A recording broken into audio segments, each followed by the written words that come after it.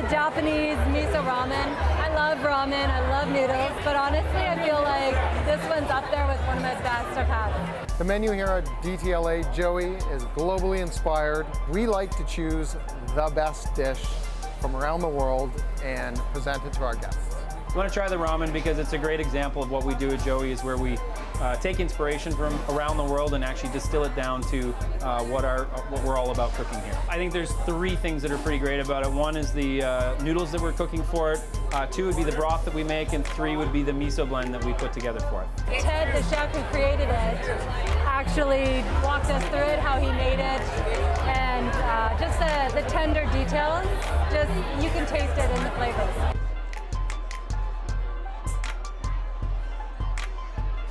Relatively quick process to cook this. I'm gonna start by dropping the noodles in the water here. These are the Sun noodles that I was talking about. Again, the best manufacturer of ramen noodles in the United States. We're gonna start in this wok here with a little bit of vegetable oil. And I'm gonna add a teaspoon or so of chopped garlic tube. And we're gonna get a bit of a gentle toast on this. So what I mean by that is not burnt, but also not just softly cooked either. We wanna get a little bit of the nuttiness out of the garlic itself.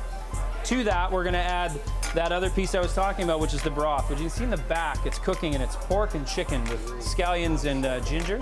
So I'm gonna add that broth here, which has been, the bones and ginger and scallions have been strained out. We're adding about 5 scoops of that there. And from here, again, still a pretty quick process. We're gonna add the other sort of signature ingredient, which is this blend of misos that we've come up with, including a specific to Japan ramen miso. All right, so we're at a pretty good quantity of it there, because this does build a lot of flavor in this dish. So once this comes up to a simmer, just gonna give it a wee stir there. We're gonna add our vegetables. That's very straightforward, Napa cabbage and bean sprouts. Just gonna let it come back up. And by that time, our noodles will be ready, and we'll be ready to put this in the bowl. Just right in there. Give it a good stir. And we're gonna bring it back up to a simmer, and we wanna not look for the simmering around the outside, but right in the center. Woks have a tendency to boil on the outside in, so we just want this to be laser hot for our guests. All right, so into this really cool ramen bowl here.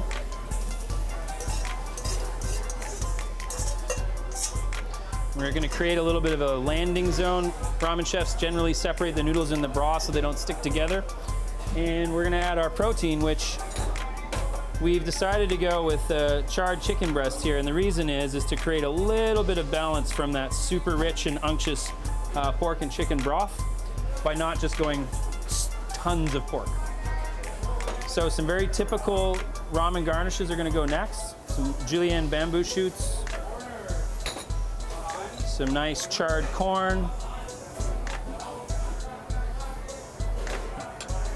you know, a good pinch of nicely shredded scallions here. And then lastly, well, not quite lastly, but I'm gonna add this guy here, which is just a soft boiled egg. So nice soft yolk. So we're gonna tuck that in there. And then one of my favorite ways to finish this, just with the fermented chili and soybean oil here, and it'll just go right on top of the chicken, on top of the broth, on top of all that garnish. And that right there is our Joey ramen.